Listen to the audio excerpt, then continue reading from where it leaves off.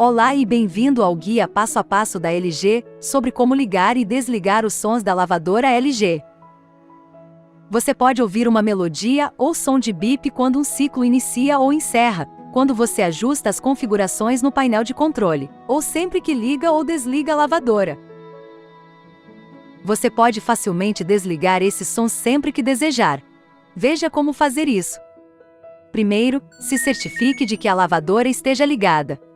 Em seguida, pressione e segure os dois botões acima da legenda *alarme on/off ao mesmo tempo por 3 segundos. Quando você quiser ligar os sons novamente, basta pressionar e segurar por 3 segundos os dois botões acima da legenda *alarme on/off. Viu como é fácil ligar ou desligar os sons?